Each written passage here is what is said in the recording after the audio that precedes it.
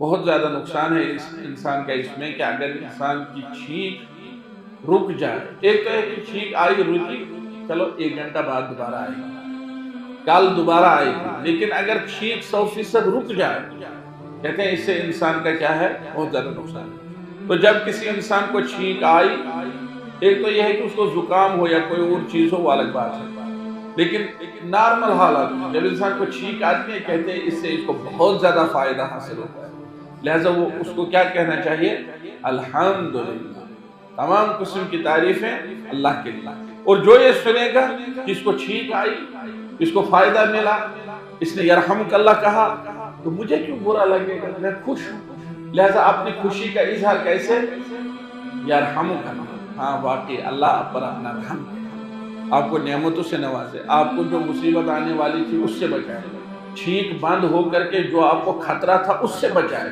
یرحمک اللہ۔ ورنہ اگر انسان نہیں کہے گا یرحمک اللہ تو حسن و چیئے اس کے میں مرنا سے پیار ہے۔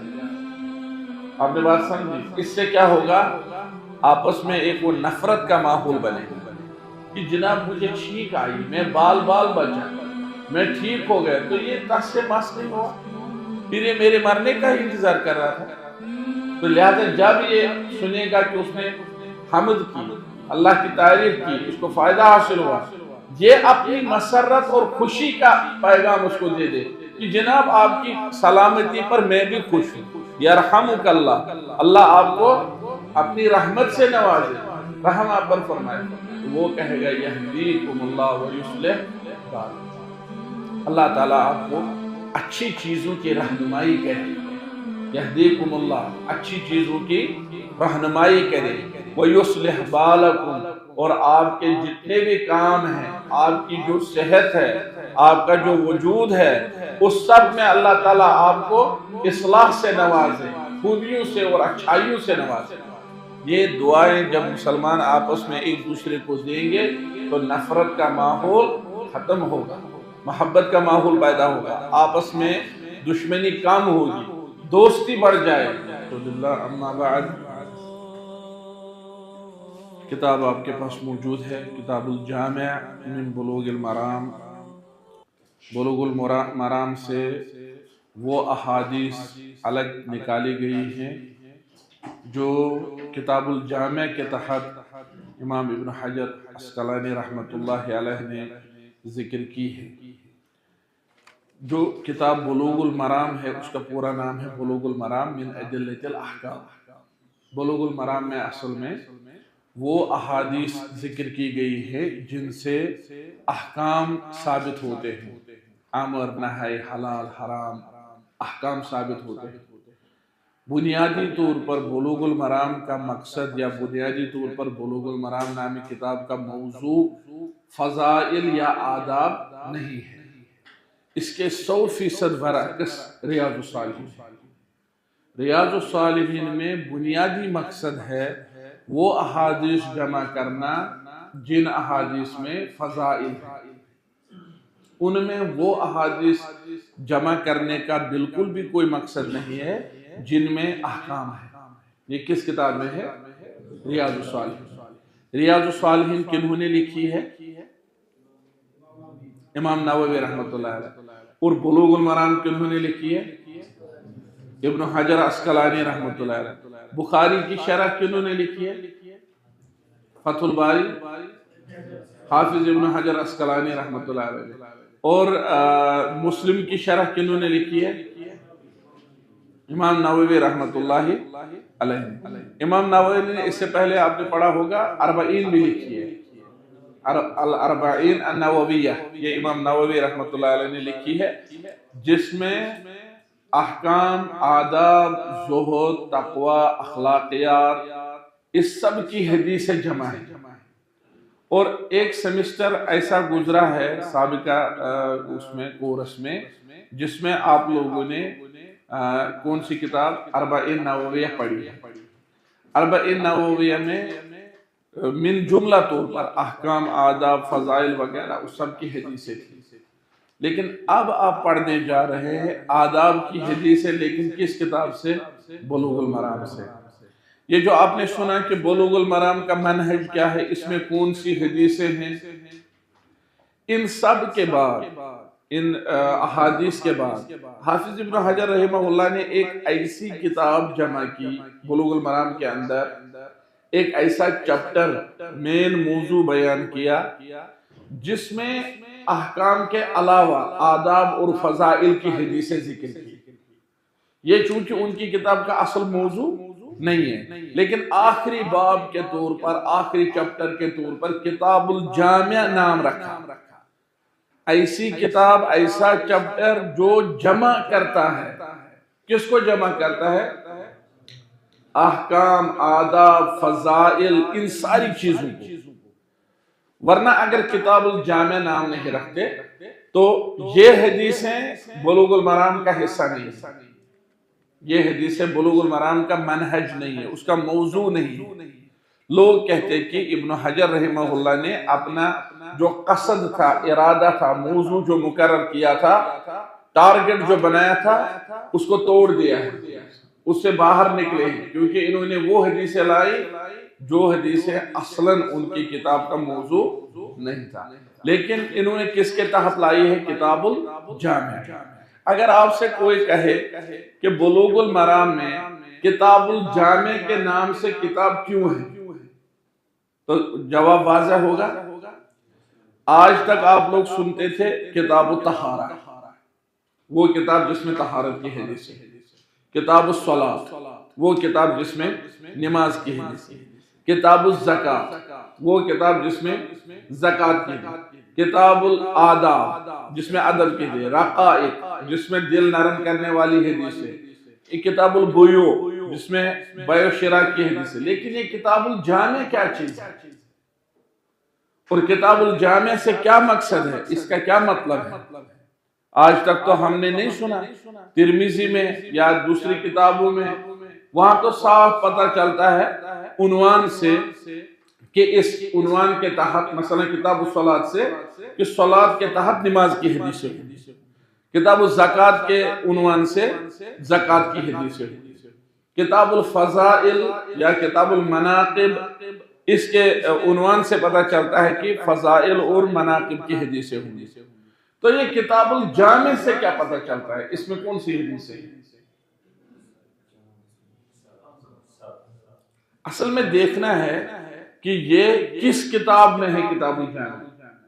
بلوغ المرام میں اصل مقصد ہے احکام کی حدیثیں ذکر کرنا، لیکن امام ابن حجر نے چاہا کہ آداب وغیرہ کی حدیثیں بھی ذکر کرے، لیکن وہ اصل کتاب کے موضوع کے ساتھ بظاہر میل نہیں کھاتی ہے۔ ورنہ مثلا جو ادب کی حدیثیں ہیں وہ بھی ایک قسم کی تربیت ہے، وہ بھی شریعت نے حکم دیا ہے۔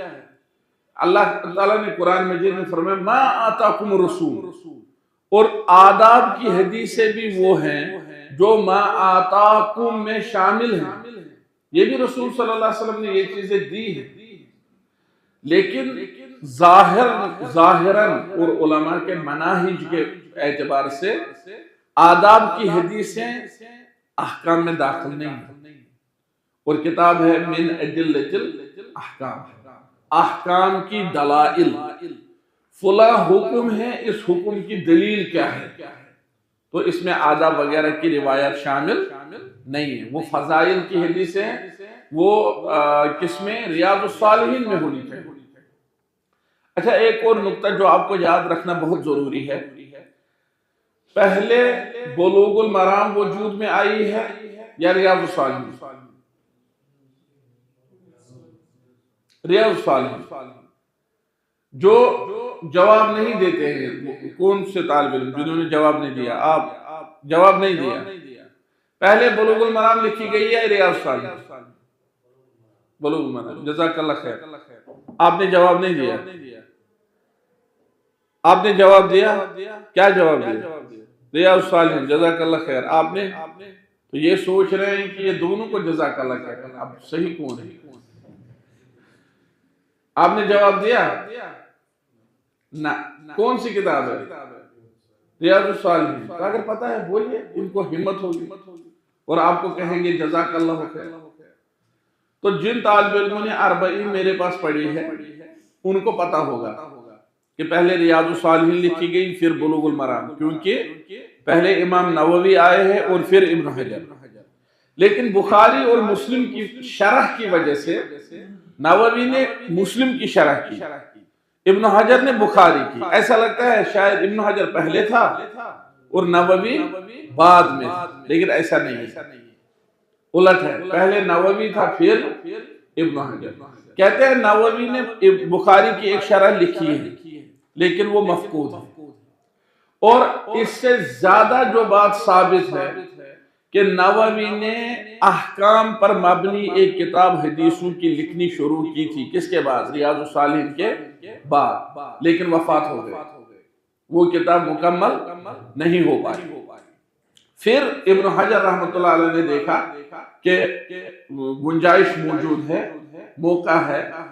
امام نووی نے جو سلسلہ شروع کیا ہے، انہوں نے 40 لکھی، پھر ریاض الصالحین لکھی، تو امام نووی نے آ کر کے اس سلسلہ کو پورا کیا جو امام نووی نے جو شروع کیا تھا احکام کا سلسلہ لکھنا.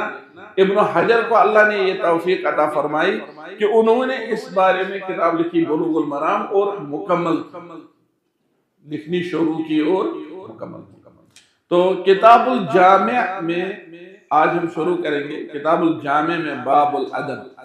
پچھلے ہفتے آپ نے یہ پڑھا نہیں پڑھا؟ کیا پڑھا پچھلے ہفتے؟ تعارف کس چیز کا؟ طالب علم کے آداب. واللہ الحمد. اور حافظ ابن حجر کے بارے میں کچھ پڑھا نہیں پڑھا؟ تو میں انشاءاللہ کوشش کروں گا. میں نے سوچا تھا کہ شاید آپ لوگوں نے پڑھا ہوگا، تو وہ میں انشاءاللہ تعالیٰ کسی درس میں پیش کروں گا ان کا تعارف. تو باب الادب، یہ بات تو واضح ہو گئی کہ کتاب الجامع کیوں ہے. مطلب اب یہ اس میں کوئی اشکال نہیں ہے، کتاب الجامع کیوں ہے. تو پہلا جو انہوں نے باب اس میں لایا، باب الادب. ادب کس کو کہتے ہیں؟ ادب اصلاً کہتے ہیں کسی ایسی چیز کو جس پر تعریف کی جائے، کسی ایسی خصلت کو یا کسی ایسی صفت کو جس پر کیا کی جائے، تعریف کی جائے. اور ادب دعوت کو بھی کہتے ہیں. ادب کس کو کہتے ہیں؟ دعوت کو. کوشنز ونن آزاز کیوں بدفلا ثانی، یہ جو کہا نا آزاز کیوں بدفلا ثانی، اس کو ادب کہتے ہیں. یہ ادب ہے. الادب لغتاً الدعا، اور ادب لغتاً کس کو بولتے ہیں؟ بہت سارے معنی ہیں. ایک معنی ہے بلانا، بلانا. الادب خصلت یحمد علیہ المرء، ایسی صفت جس پر انسان کی تعریف کی جائے، تعریف کی جائے. اور یہ جو ہے نا کھانے کی طرف بلانا، عربی میں ہے مأدوبہ. مأدوبہ کس کو بولتے ہیں؟ جب کھانے کی طرف بلایا جائے اور کہیں پر دعوت رکھی جائے تو دعوت کو کیا بولتے ہیں؟ مأدوبہ. کیونکہ وہ اچھی چیز ہوتی ہے جس کی طرف لوگوں کو بلایا جاتا ہے. ادب شریعت نے کس معنی میں استعمال کیا ہے؟ ایسی صفت کے معنی میں جو قابل تعریف ہو. اور اس کو ادب اس لیے کہا گیا کیونکہ شریعت نے اس کی طرف بلایا ہے، اللہ نے اس کی طرف دعوت دی ہے. اے لوگو، یہ اچھی خصلتیں ہیں، ان کو اختیار کرو. اللہ کے رسول صلی اللہ علیہ وسلم نے ان کی طرف بلایا ہے، اے لوگو یہ اچھی صفتیں ہیں، ان کو اختیار کرو. اس لیے ان کو کیا کہا گیا؟ ادب. ادب جب آپ یاد رکھیں گے، ادب کس کو بولتے ہیں؟ ایسی صفت جو قابل تعریف ہے، جس پر تعریف کی جائے. تو پہلی حدیث جو انہوں نے اس میں ذکر کی ہے باب الادب میں، عن ابی ہریرہ رضی اللہ تعالی عنہ قال قال رسول اللہ صلی اللہ علیہ وسلم حق المسلم علی المسلم ست. ابو ہریرہ سے روایت ہے اور ان کا مشہور نام عبد الرحمن بن صخر ہے، جیسا کہ آپ سب کو پتا ہے. اور اسی طرح عبداللہ ابن عمر بھی ان کا نام آیا ہے. بہت سارے نام ذکر کیے گئے ہیں ابو ہریرہ کے. تو ابو ہریرہ یعنی ان کو ہیر کی طرف، بلیوں کی طرف منسوب کیا گیا ہے. اس میں دلیل نہیں ہے آج کے لوگوں کے لیے جو بلیاں پالتے ہیں. ابو ہریرہ بلیاں پالتا نہیں تھا. بلی آئی تھی ایک مرتبہ، وہ ان کے اس پر سوئی تھی، اور بلیاں مدینہ منورہ میں کثرت سے پائی جاتی ہیں بنسبت دوسری چیزوں کے. مدینہ منورہ میں کتے نہیں پائے جاتے، یہ وہ شہر کی عظمت ہے۔ البتہ بلیاں پائی جاتی ہیں اور بہت ہی پاک صاف بلیاں ہیں، اگر آپ ان کو کوئی چیز پھینکیں گے کوڑے کرکٹ پر وہ نہیں کھاتی، ان کو اچھی طرح سے ٹشو پر یا کسی گلاس میں اس میں دینا پڑتا ہے تب وہ کھاتی ہے۔ تو وہاں کی بلیوں کے ساتھ ہمارا تھوڑا سا تجربہ ہے۔ تو بلی آئی تھی، وہ ابو ہریرہ کے اس پر دامن پر یا کپڑے پر بیٹھی تھی، سو گئی تھی، تو انہوں نے نہیں اٹھایا۔ یہ روایات میں آیا ہے، اللہ کے رسول کو یہ ادا پسند آئی، فرمایا یا ابا ہر، پھر نام مشہور ہوا ابو ہریرہ۔ تو اس میں کوئی دلیل نہیں ہے ان لوگوں کے لیے جو آج کے زمانے میں پیٹ رکھتے ہیں اور اس کو کاروبار بنائے ہوئے ہیں۔ کیوں؟ کیونکہ صحیح مسلم کی حدیث مبارکہ میں آیا ہے کہ جو شخص بلیوں یا کتوں کا کاروبار کرے اس کی کمائی حرام ہے، اس کی کمائی کیا ہے؟ حرام ہے۔ تو ان چیزوں میں اور اس میں بہت فرق ہے۔ قال قال رسول اللہ صلی اللہ علیہ وسلم۔ اور ہاں ایک بات یہ بھی ہے اس نام کے حوالے سے، یہ چیز یاد رکھنی چاہیے کہ اللہ کے رسول صلی اللہ علیہ وسلم جب کوئی اس قسم کی چیز دیکھتے تو آدمی کو اسی کی طرف منسوب کرتے تھے، نام دیتے تھے۔ جیسے حضرت علی کو ایک مرتبہ دیکھا مسجد میں لیٹے ہوئے تھے تو ان کے کپڑوں پر تھوڑی سی مٹی لگی تھی، تو اس مٹی کو جھاڑتے ہوئے رسول اللہ صلی اللہ علیہ وسلم کا حضرت علی کے ساتھ ایک خاص تعلق تھا، بچپن سے حضرت علی کو پالا ہوا تھا اور ان کے والد نے رسول اللہ صلی اللہ علیہ وسلم کو پالا ہوا تھا، تو بہت ہی گہرے تعلقات۔ تو اس مٹی کو خود اللہ کے رسول صلی اللہ علیہ وسلم نے اپنی دست مبارک سے صاف کرتے ہوئے فرمایا قم یا ابا تراب، تو ان کو اس مٹی کی طرف منسوب کیا، ابو تراب نام دیا۔ تو آپ کوئی آ کر کے مٹی کا وہ کرنا شروع کرے، مٹی کے ساتھ دن بھر کھیلنا شروع کرے، کہے کہ اس کی دلیل اس سے نکلتی ہے، ان چیزوں سے دلیل نہیں نکلتی ہے۔ کہا اللہ کے رسول صلی اللہ علیہ وسلم نے فرمایا، قال رسول اللہ صلی اللہ علیہ وسلم حق المسلم علی المسلم ست، ایک مسلمان کا دوسرے مسلمان پر جو حق ہے وہ 6 قسم کا ہے۔ ایک مسلمان کے دوسرے مسلمان پر 6 حق ہے۔ حق المسلم علی المسلم، مسلمان کا حق مسلمان پر۔ حق کس کو کہتے ہیں؟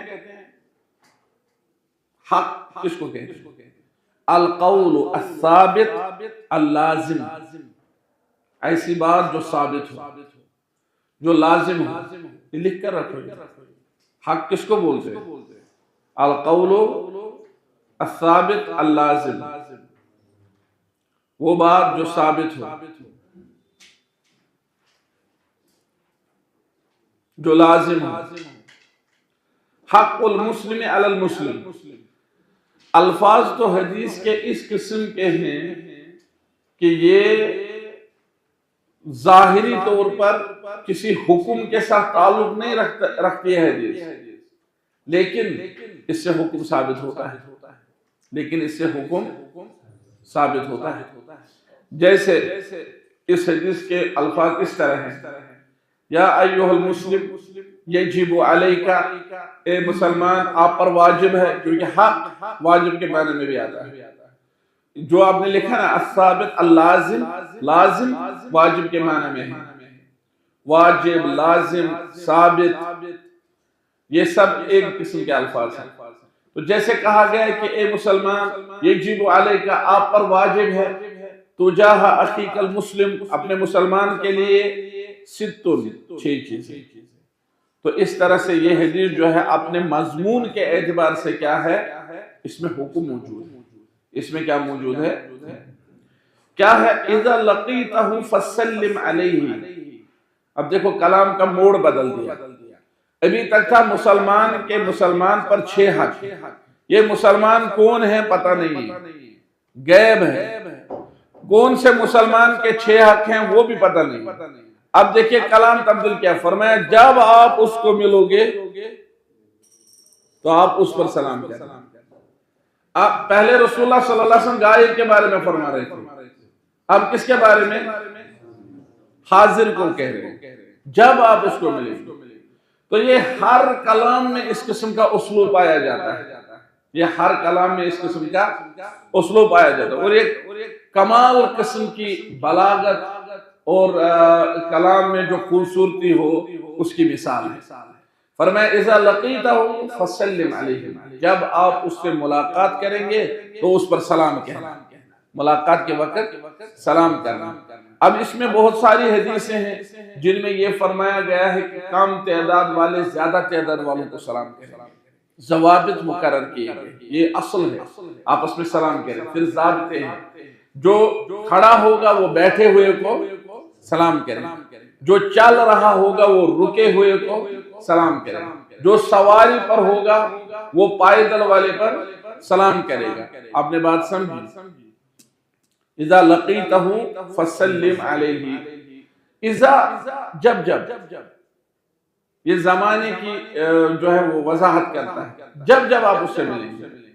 اس میں یہ نہیں کہ آدمی کہے کہ میں تو ابھی اس سے ملا ہوں، آپ کسی آدمی سے ملے، سلام کیا، پھر دوبارہ ملے، دوبارہ سلام کیا، اور اس سے کیا ہے، اس سے شکوک شبہات بھی دور ہوئی ہے۔ اگر آپ کہیں کسی دعوت میں ہیں، آپ کسی آدمی سے ملے، آپ نے سلام کیا، وللہ الحمد، لیکن آپ ہیں اور وہ ہیں، مسئلہ ہے، اب 5-8 لوگ جمع ہو گئے، آپ آئے تو آپ نے ایک کو بھی، دوسرے کو بھی، دوسرے کو بھی، اسے کو چھوڑ دیا، سلام نہیں کیا، تو یہ جو لوگ دیکھ رہے ہیں ان کے ذہن میں کیا آیا ہوگا کہ ان دونوں کے بیچ میں کچھ ہے، پھر پوچھیں گے اپنی جگہ، باتیں ہو جائے، عورتوں میں بات ہے، پھر مثلا پوچھیں گے اچھا کیا دوسری ایمس میں حضرت میں سلام کریں، نہ واللہ شکوز ہوئی، کیا اسی پھر لوگ بھروسہ نہیں کریں۔ اس سے بہتر ہے کہ جب آپ ملیں، اذا لقیتہ، جب آپ اسے ملے، سلم علیہ، آپ اس پر سلام کہیں، اور سلام کے سیغے السلام علیکم ورحمت اللہ وبرکاتہ، یہ کامل ہے، اس پر اضافہ درست نہیں ہے، صحیح نہیں ہے، وہ وَمَغْفِرَتُهُ وغیرہ وغیرہ، وہ صحیح حدیث سے ثابت نہیں ہے۔ یا اسی طرح سلام کے سیغے السلام علیکم حاضران جماعت، یہ ثابت نہیں ہے، یہ فارسی ہے، عربی میں حاضران جماعت کون سا ہے، فارسی کلام ہے، اگر اس کو عربی کریں گے تو پھر یہ تسنیہ ہے، پھر یہ کیا ہے، پھر آدمی جب سلام کرتا ہے نا، یہ ہر بدعتی کی یہی حالت ہے، بدعت جب کوئی انسان کرتا ہے وہ چاہتا ہے کہ میں کمال حاصل کروں، لیکن اس کو پتہ نہیں کہ بدعت سے ہی نقص آ گیا۔ اگر آپ کہیں گے السلام علیکم تو یہ ساری جماعت کو ہے، تو جو یہ اضافہ کرتا ہے وہ سوچتا ہے کہ علیکم سے پورے لوگوں پر سلام نہیں پہنچا، لہذا میں کہوں گا حاضران جماعت، تو اس کو پتہ نہیں کہ یہ حاضران کہنے سے صرف 2 کو سلام آ گیا، باقی سب محروم رہ گئے۔ اور عربی اگر اس کو کریں گے تب بھی یہ غلط ہے، کیونکہ حاضران جماعت مضاف مضاف الیہ، تو وہاں نون نہیں آنا چاہیے، نون ساکت ہونا چاہیے۔ آپ نے بات سمجھی؟ یہ کون سی زبان ہے؟ یہ عربی میں فارسی ہے۔ تو آدمی اپنی عقل سے بھی سمجھ سکتا ہے کہ رسول اللہ صلی اللہ علیہ وسلم فارسی نہیں جانتے تھے، اور یہ جو سلام ہے یہ کس زبان میں ہے؟ عربی میں ہے، تو اس میں السلام علیکم حاضران جماعت کیسے سنت ہو سکتا ہے؟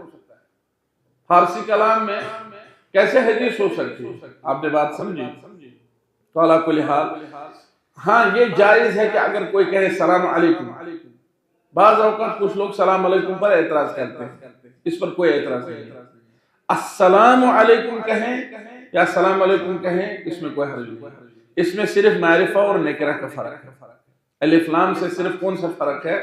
معرفہ اور نکرہ۔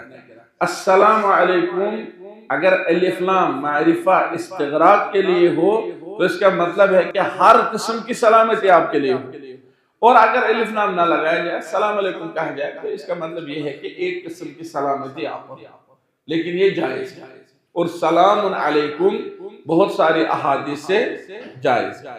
اور اسی طرح اہل جنت کو کہا جائے گا سلام علیکم، آپ لوگوں پر کیا ہو؟ سلام ہو۔ کیا ہے وہ آیت؟ کسی کو یاد ہے؟ حافظ ہے کوئی؟ ہاں طبتم ہے، سلام علیکم طبتم، سلامتی ہو تمہارے اوپر، اور تم پاک صاف رہیں، پاکیزگی تمہیں حاصل ہو، ہر کسی قسم کی خوشی تمہیں حاصل ہو۔ طبتم کے بہت سارے معنی ہیں، سلام علیکم طبتم فادخلوها خالدین، سورہ الزمر، ہاں سورہ زمر میں ہے سلام علیکم طبتم۔ تو پتہ چلا کہ سلام علیکم اور السلام علیکم اس میں فرق نہیں ہے۔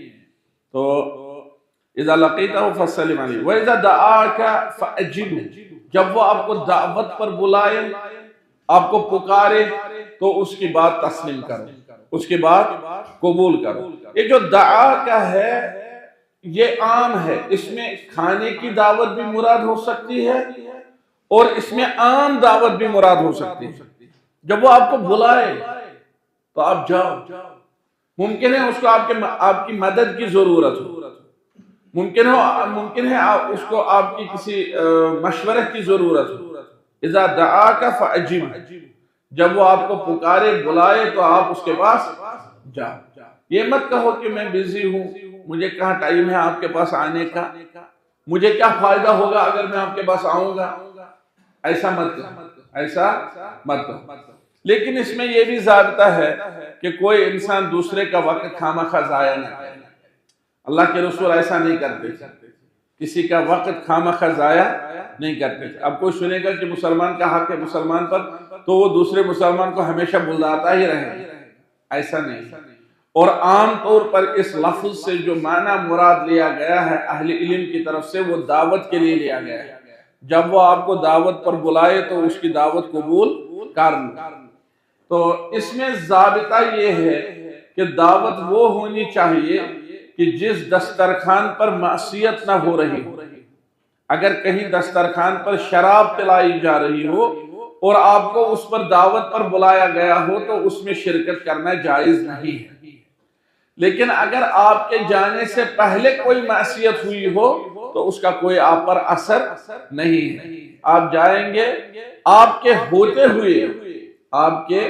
ہوتے ہوئے وہاں کوئی اللہ کی ایسی معصیت نہیں ہونی چاہیے جس میں آپ کو رہنے کی اجازت نہ ہو۔ جیسے اللہ کے رسول صلی اللہ علیہ وسلم فرمایا اس دسترخوان پر شرکت نہ کرو جس پر کیا شراب پلائی جا رہی ہے۔ لیکن اگر آپ سے پہلے وہاں کوئی ایسی بات ہوئی ہو آپ پر اس کا کوئی اثر نہیں ہے۔ اذا دعاک فاجبہ، جب وہ آپ کو دعوت دے تو اس کی دعوت قبول کرو۔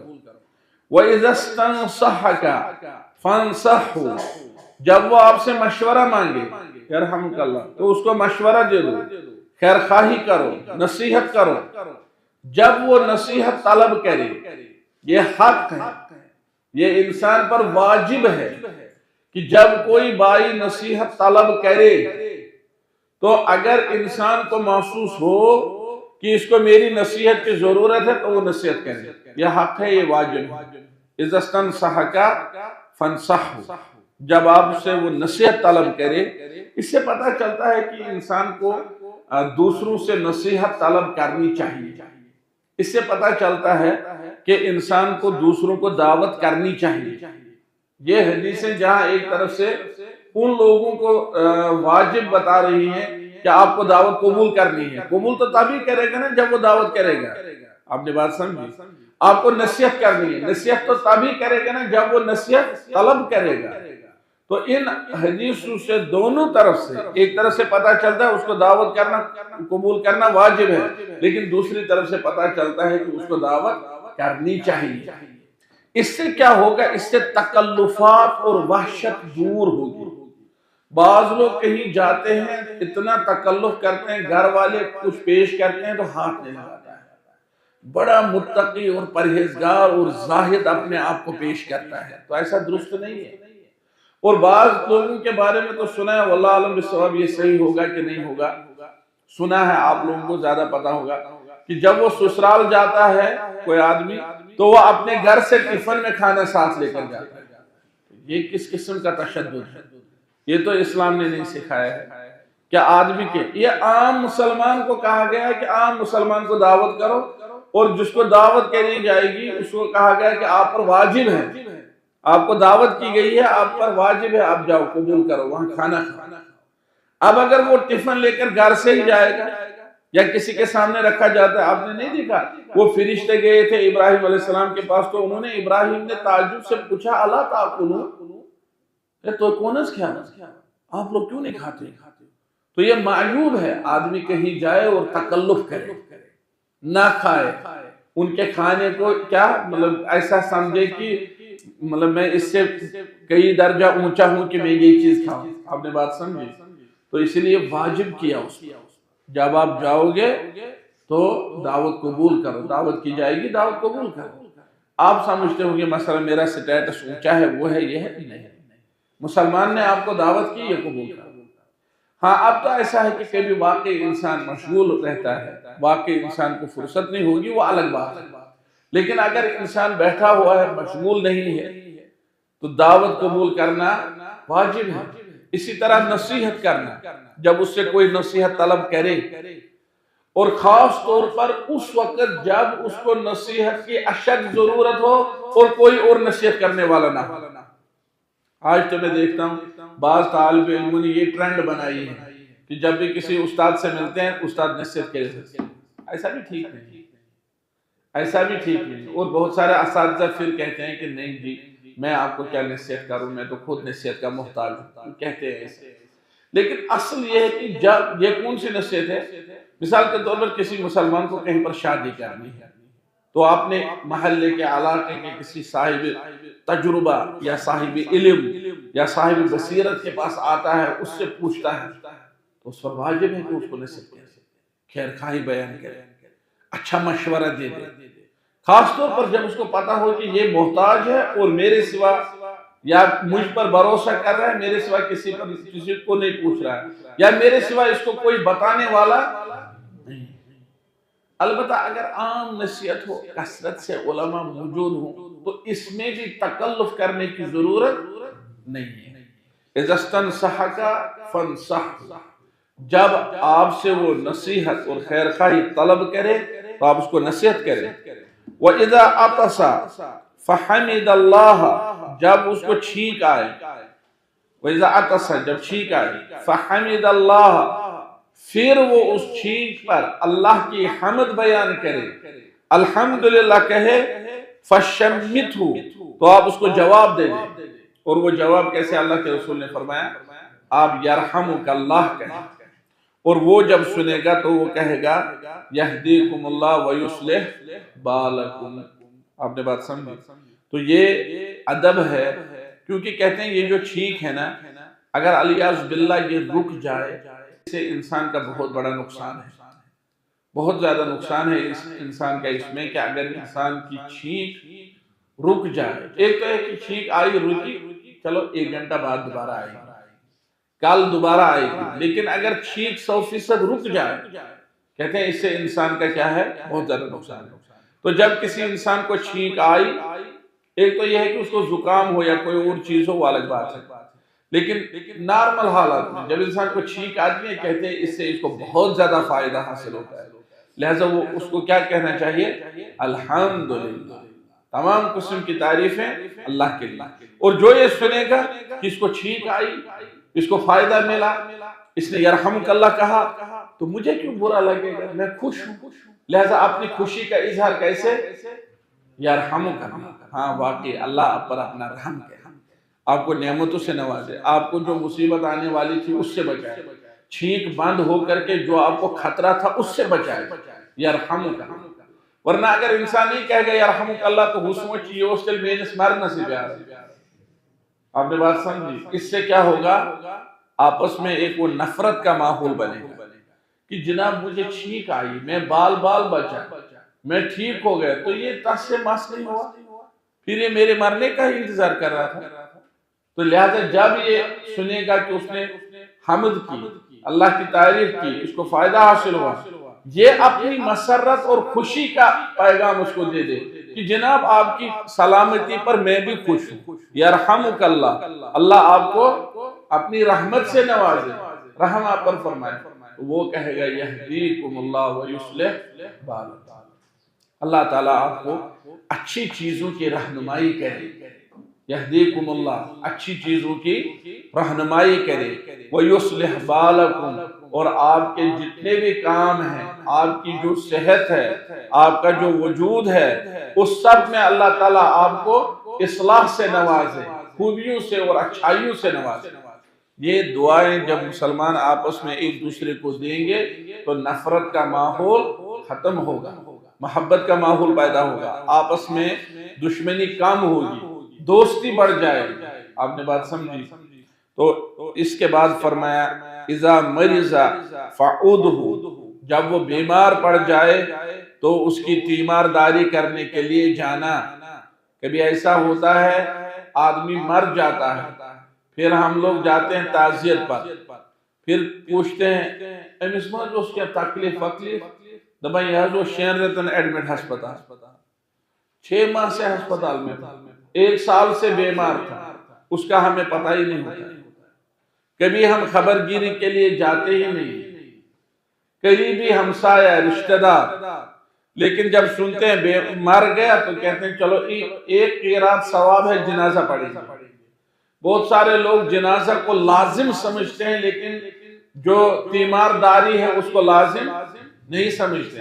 دونوں کا اپنا اپنا مقام ہے، دونوں کا اپنا اپنا مقام ہے۔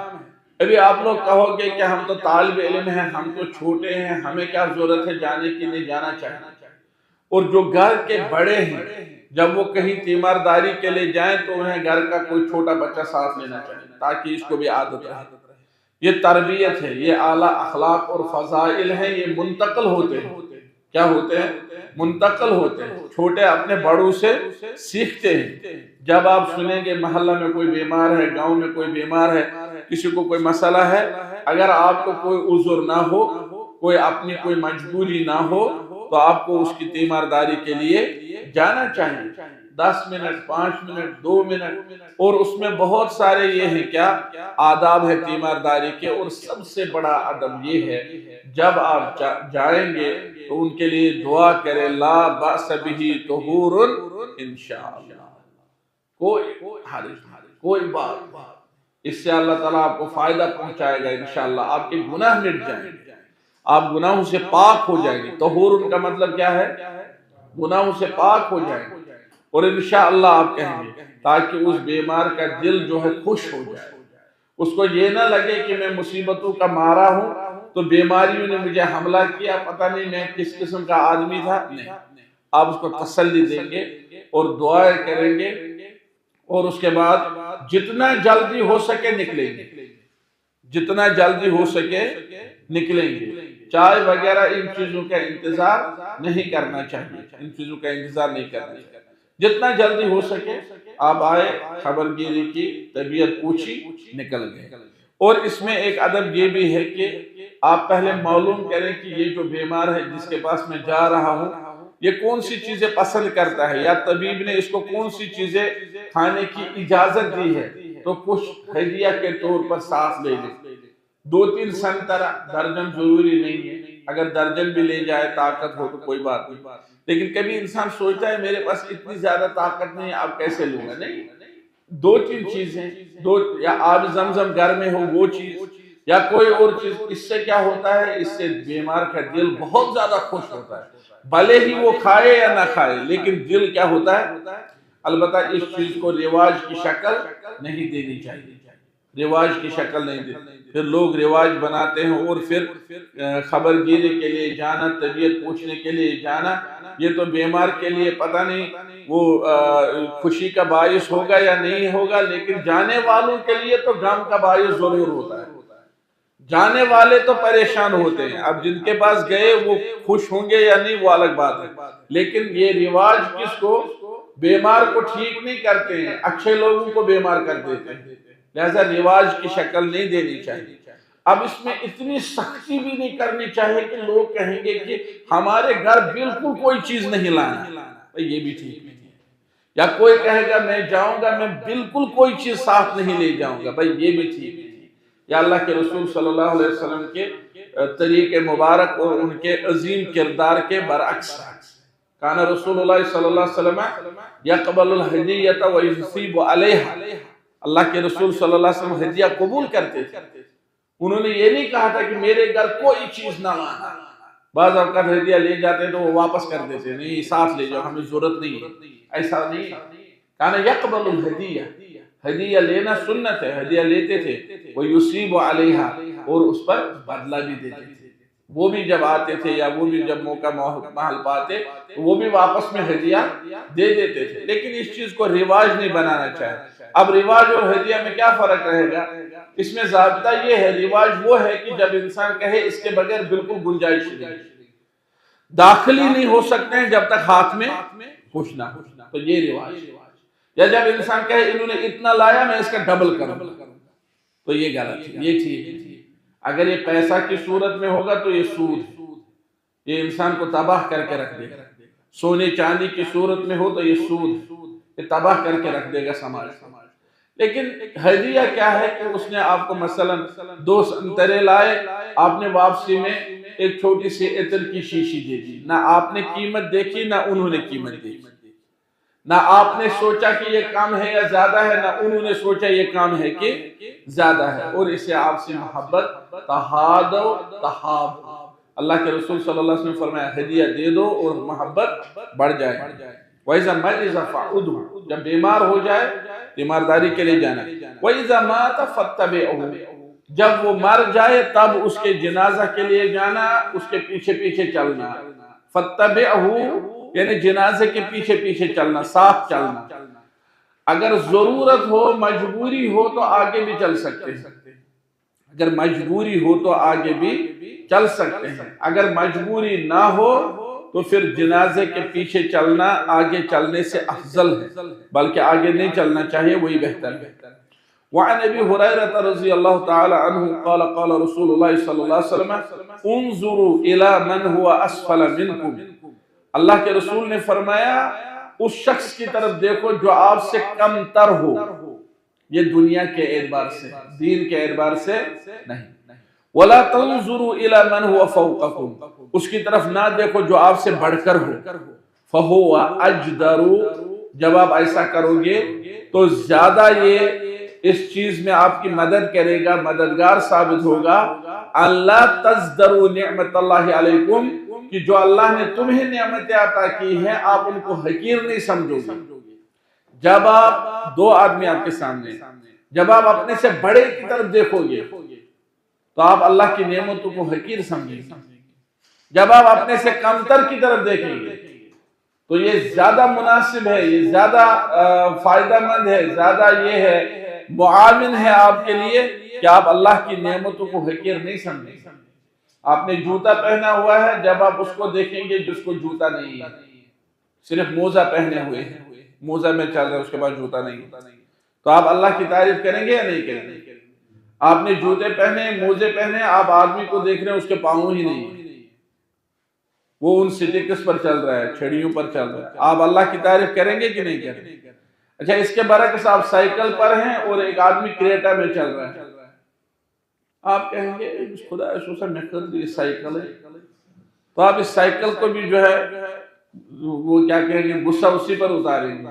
سائیکلسٹ دیتے داب فٹل, میں کیا شاہ کر رہا ہوں, سائیکل نوسا سائیکل. تو کہتے ہیں کہ وہ ایک آدمی تھا, وہ سمندر کے کنارے پر بیٹھا سوکھی روٹی کھا رہا تھا, کھانی شروع کی تھی. تو وہاں سے کچھ لوگ گزرے, قافلہ گزرا, اس میں مال دولت عورتیں کھادے دوسری چیز. اس نے کہا یہ کس کا ہے؟ کہا گیا یہ فلاں کا ہے.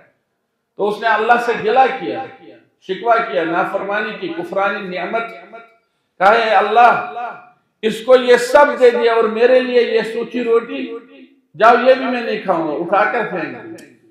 تو کسی نے کہا کہ یہ جو اس کو اللہ تعالیٰ نے دیا ہے اللہ نے اس کو اس کا مستحق سمجھا, اور آپ کو جو دیا تھا آپ اسی کے مستحق تھے, لیکن آپ نے جو کفرانی نعمت کیا اللہ نے آپ سے وہ روٹی بھی چھینی.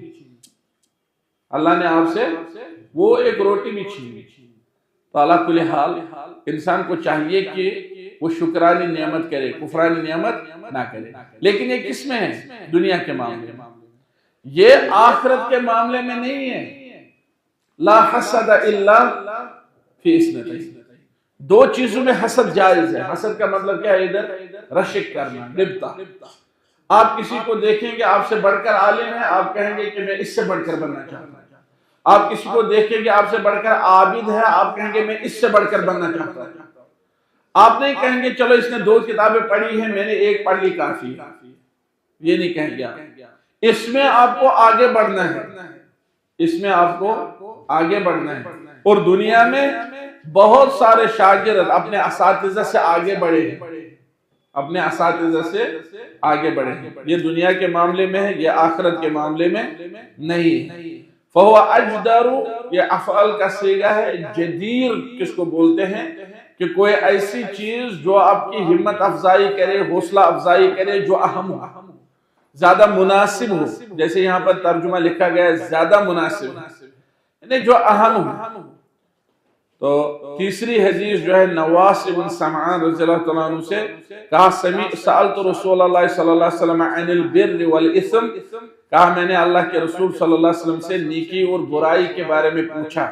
بر تو آپ کو پتا ہی ہے نیکی کو کہتے ہیں، اور اسم گناہ کو. تو انہوں نے فرمایا البر حسن الخلق، نیکی یہ ہے کہ آپ لوگوں کے ساتھ اچھے اخلاق سے پیش آئیں. بر حسن خلق کو کہتے ہیں. اور گناہ وہ ہے، والاسم گناہ وہ ہے ما حاک فی صدرک، جو آپ کے دل میں کھٹکے، وکریہت ان یطلع علیہ الناس، اور آپ کو ناپسند ہو کہ لوگ اس کو دیکھیں.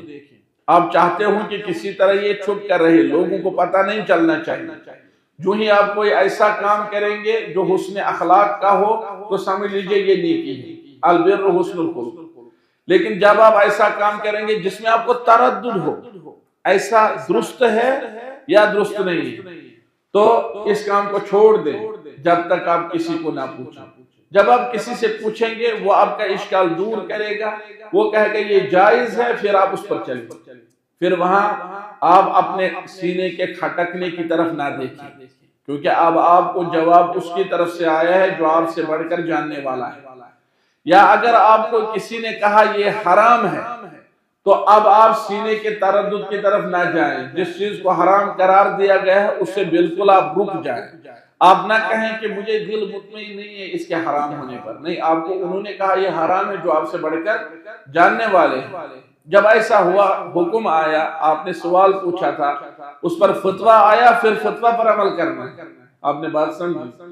اور اگر آپ نے کوئی ایسا کام کیا جس پر اللہ اور اس کے رسول کا حکم نہ تھا، لیکن آپ وہ کام کرتے وقت دائیں بائیں دیکھ رہے ہیں، کوئی نہ دیکھ رہے، تو یہ کام غلط ہے.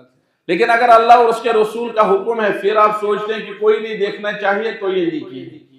مثال کے طور پر صدقہ کرنا اللہ اور اس کے رسول کی طرف سے ثابت ہے کہ نہیں ہے، لیکن آدمی صدقہ کرتا ہے چھپا کر، ناپسند کرتا ہے کہ کوئی نہیں دیکھنا چاہیے.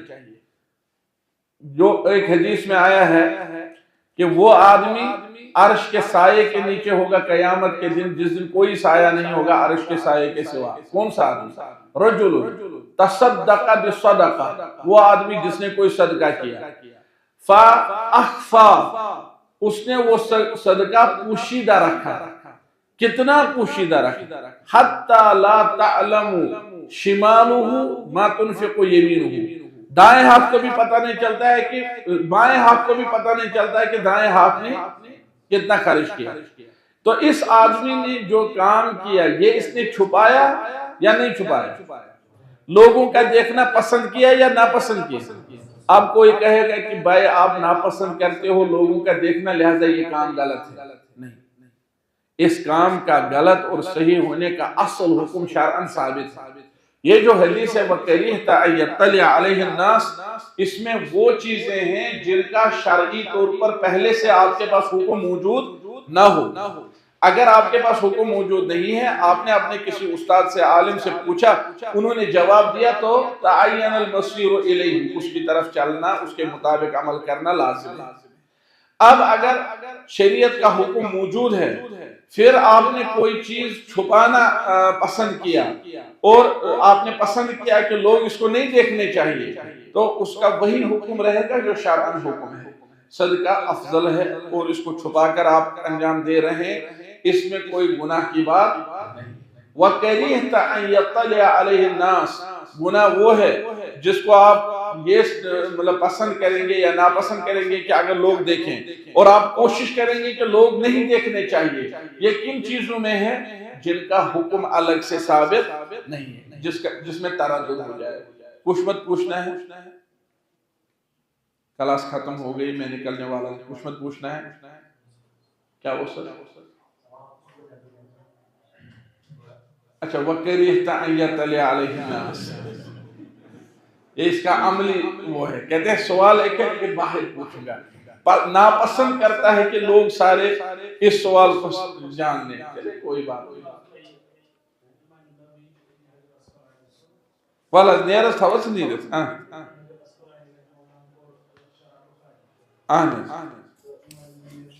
مسلم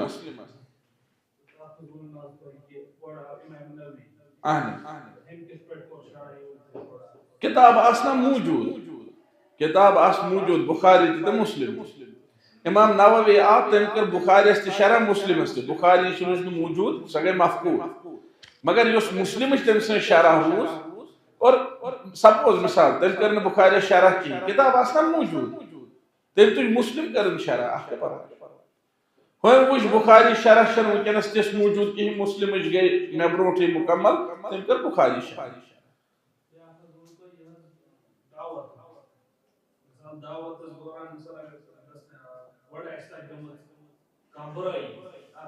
سو کھژ نا امس کی اس پتہ سالس گئی.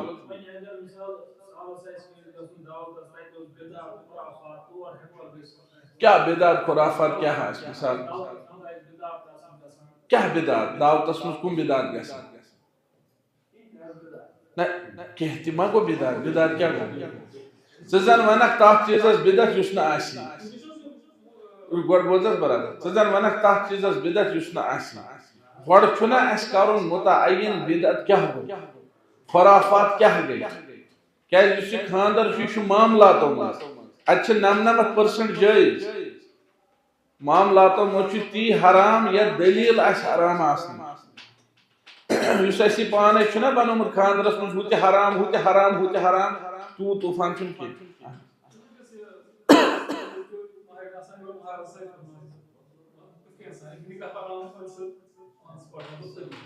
وٕچھو امہِ سۭتۍ پیٚیہِ نہٕ کٕہٕنۍ فرق ؤلی سٕنٛدِس آسنس یا نہ آسنس. اگر یِم یہِ أکِس اکھ برونٛٹھ کَنہِ بیٚہن اور امہِ سۭتۍ ؤلی کرن کینسل یہِ چھُ نکاح بٲطل. اگر ؤلی کرن کینسل امہِ موٗجوٗب دپان مہراز تہِ چھُ ییٚتی مہرٮ۪ن تہِ چھِ ییٚتی وۄنۍ چھُنہٕ ؤلی ضوٚرتھ یہِ چھُ نکاح بٲطل یہِ چھُ حرام یہِ نکاح یی نہٕ کِہیٖنۍ. مگر وۄنۍ اگر یہِ مہراز تہِ بیوٗٹھ أتنی مہرٮ۪ن تہِ بیٖٹھ أتنی مہراز سٕنٛدِ طرفہٕ چھُ مہراز پانے اصالتن چھُ نکاح مہرنہِ طرفہٕ چھُ وکیٖل أمۍ سُنٛد مول موج موج نہٕ کینٛہہ مول بوے پِتٕر مام یِم زن چھِ أمۍ سٕنٛدِ طرفہٕ چھُ سُہ یتھ بیہنس چھُنہٕ اعتراض کینٛہہ یتھ چھُنہٕ پرواے کینٛہہ یہِ چھُ معاملاتو منٛز یُس یِم چیٖز چھِ یہِ چھُ معاملاتو منٛز.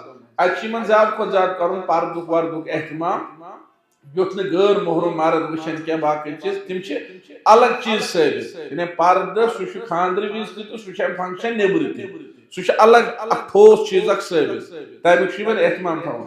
باقٕے گوٚو امہِ ساتہٕ أمۍ سٕنٛدِ یِنہٕ تہٕ نَیَن سۭتۍ امہِ سۭتۍ پیٚیہِ نہٕ فرق کینٛہہ یہِ چھُ معاملاتو منٛز یہِ چھُ جٲیز. وۄنۍ اگر یِم ونن نسا یِم یِن تہٕ ؤکیٖل یُس زن کورِ ہٕنٛدِ طرفہٕ ؤلی آسان چھُ سُہ کرو أسۍ سِکِپ یہِ آو نہٕ خانٛدر کینٛہہ. یہِ گوٚو حظ باقین واضح تل حظ اکھ حظ ؤنِو تۄہہِ منٛز تل حظ ژٕ وَن جِگر میون وَژھ تل سا وَن مثال ٹینٹس منٛز چھِ کوٗر تہِ تہٕ لڑکہٕ یہِ چھا جٲیز کِنہٕ ناجٲیز